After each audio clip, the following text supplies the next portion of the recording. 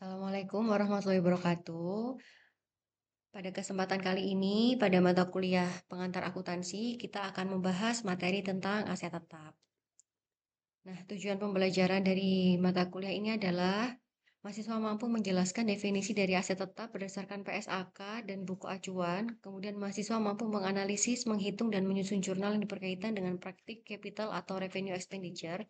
Dan yang ketiga, mahasiswa mampu menganalisis, menghitung, dan menyusun jurnal yang berkaitan dengan penyusutan dalam berbagai metode aset tetap.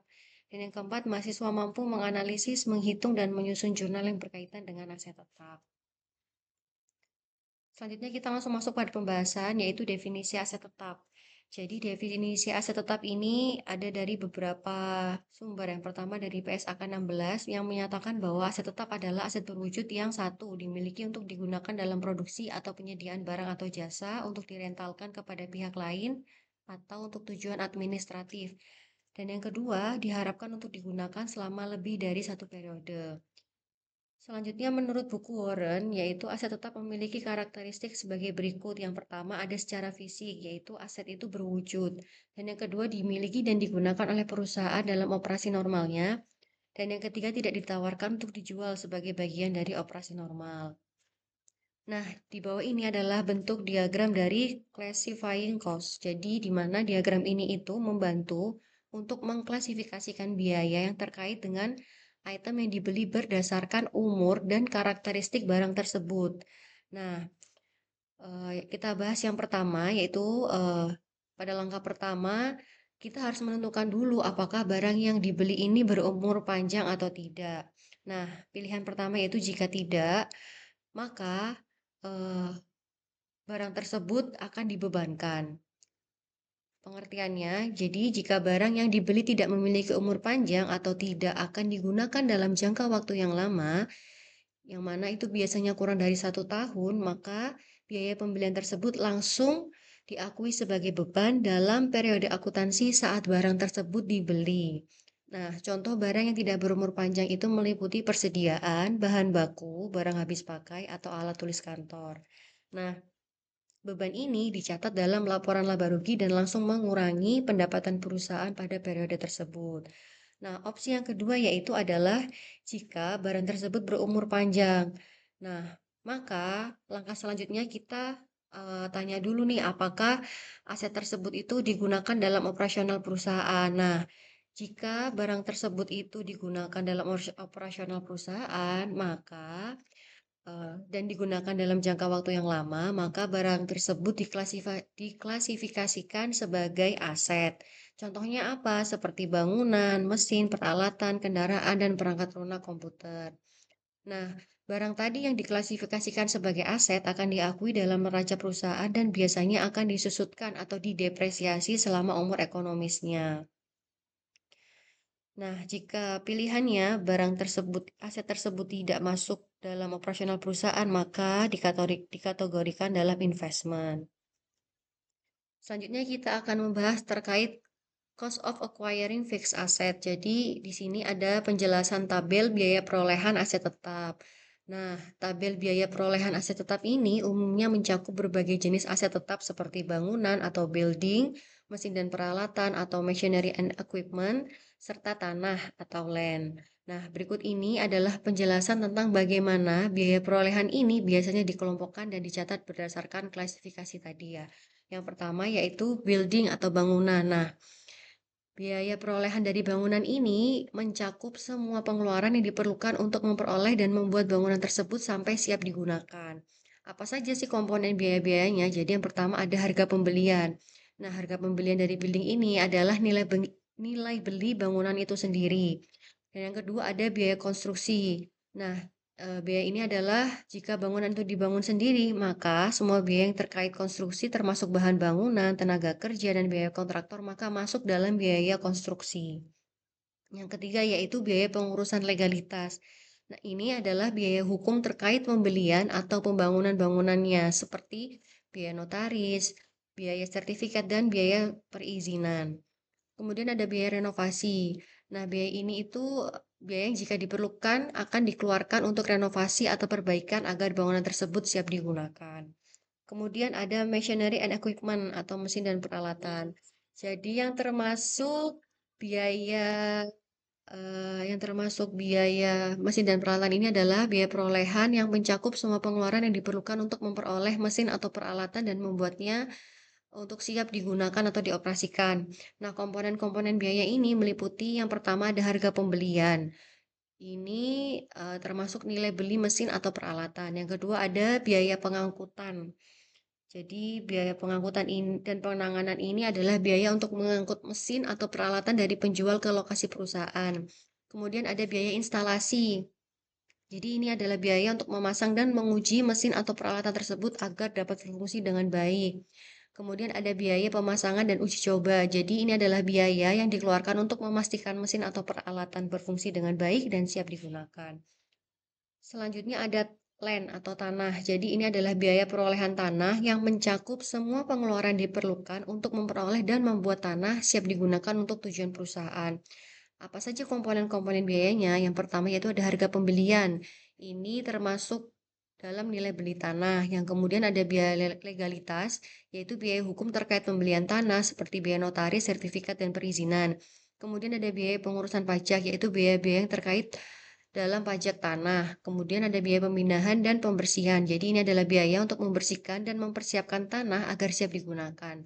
Seperti biaya pemindahan bangunan lama, adanya pohon-pohon atau sampah. Jadi secara kesimpulan, biaya perolehan aset tetap ini mencakup semua pengeluaran yang diperlukan untuk memperoleh aset tersebut dan membuatnya siap digunakan dalam operasi perusahaan. Nah, setiap jenis aset tadi tetap memiliki komponen biaya yang berbeda-beda, tergantung pada sifat dan kebutuhan penggunaannya. Jadi, memang penting bagi perusahaan untuk mencatat semua biaya ini dengan tepat agar laporan keuangan itu mencerminkan nilai aset yang akurat dan relevan. Nah, diharapannya dengan memahami rincian biaya perolehan tadi, maka perusahaan dapat mengelola asetnya dengan lebih baik dan membuat keputusan bisnis yang lebih informatif. Selanjutnya, kita akan membahas tentang capital atau revenue expenditure. Jadi, definisinya revenue expenditure yaitu biaya yang bermanfaat hanya pada periode saat ini. Contohnya apa? Perawatan dan perbaikan biasa. Nah, di sini ada sejumlah $300 yang dibayarkan untuk perawatan truk pengiriman. Jurnalnya seperti apa? Di debit ada beban perbaikan dan perawatan senilai 300 dan kasnya di kredit senilai 300. Kemudian capital expenditure yaitu adalah biaya yang meningkatkan aset atau menambah masa manfaat. Contoh yang pertama yaitu adanya peningkatan aset.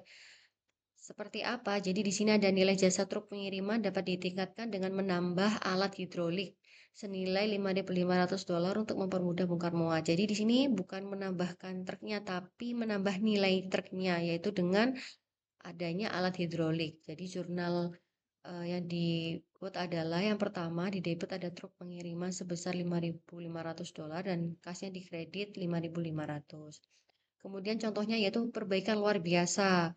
Nah, di sini ada contohnya yaitu mesin forklift yang sudah mendekati akhir masa manfaat dan diperbaiki dengan biaya $4.500 untuk memperpanjang masa manfaatnya hingga 8 tahun. Jadi yang di-highlight di sini adalah memperpanjang masa manfaatnya. Dengan jurnalnya yang pertama di debit akumulasi penyusutan forklift sebesar 4.500 dan kas di kredit sebesar 4.500.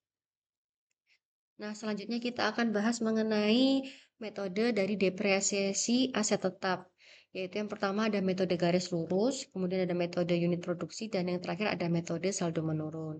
Yang pertama, kita akan membahas terlebih dahulu yaitu metode garis lurus atau straight line method. Jadi, metode garis lurus ini adalah salah satu metode depresiasi yang paling sederhana dan yang paling umum digunakan. Nah, dengan rumusnya yaitu penyusutan tahunan sama dengan biaya dikurangi nilai sisa dibagi dengan masa manfaat. Nah, di sini ada contohnya. Jadi, eh, jika peralatan dibeli pada tanggal 1 Januari dengan biaya perolehan awal sebesar $24.000, masa manfaatnya yang diharapkan dalam 5 tahun dan estimasi nilai sisa adalah sebesar $2.000. Jadi, kita langsung saja menghitungnya dengan memasukkan rumusnya. Jadi biayanya yaitu sebesar 24.000, kemudian dikurangi nilai sisanya sebesar 2.000 dan dibagi masa manfaatnya yaitu di sini sudah tercantum 5 tahun. Sehingga penyusutan tahunannya adalah 4.400 per tahun. Ini adalah tabel depresiasinya selama 5 tahun. Kemudian ada metode unit produksi atau units of production method. Nah, metode unit produksi ini mendepresiasi aset berdasarkan jumlah unit produksi atau aktivitas yang dihasilkan oleh aset tersebut. Nah, ini adalah rumusnya. Kemudian contohnya yaitu sebuah peralatan memiliki biaya perolehan sebesar 24.000 dan nilai sisanya 2.000 dengan masa manfaat selama 10.000 jam operasi. Sepanjang tahun, peralatan tersebut beroperasi selama 2.100 jam. Jadi kita pertama menghitung nilai penyusutan per unit dulu.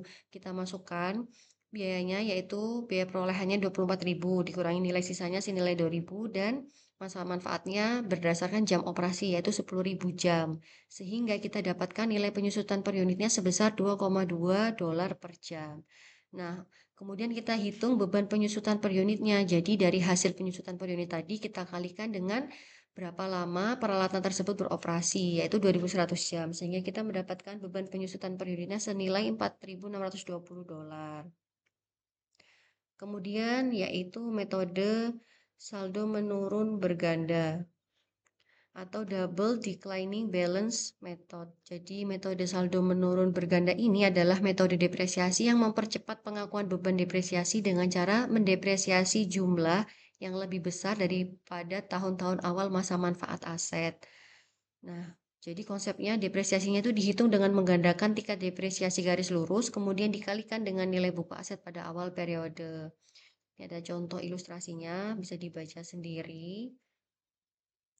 Nah, kesimpulannya apa sih dari ketiga metode yang sudah dijelaskan tadi? Jadi, masing-masing metode itu pasti memiliki kelebihan dan kekurangan masing-masing. Nah, jadi kalau metode garis lurus itu cocok untuk aset yang masa manfaat ekonominya itu stabil sepanjang masa digunakan. Nah, kemudian kalau metode unit produksi itu lebih sesuai untuk aset yang penggunaannya sangat bervariasi dan jika metode saldo menurun berganda ini cocok untuk aset yang lebih banyak memberikan manfaat ekonomis di tahun-tahun awal penggunaannya. Jadi kesimpulannya, pemilihan metode depresiasi pada aset tetap itu harus disesuaikan dengan karakteristik aset dan pola penggunaannya. Mungkin sekian ya pemaparan materi dari saya pada kesempatan kali ini. Bisa mencoba untuk latihan di rumah. Ini adalah link barcode-nya bisa di-scan. Harapannya dengan latihan soal ini dapat menambah pemahaman dari rekan-rekan semua. Saya akhiri, wassalamualaikum warahmatullahi wabarakatuh.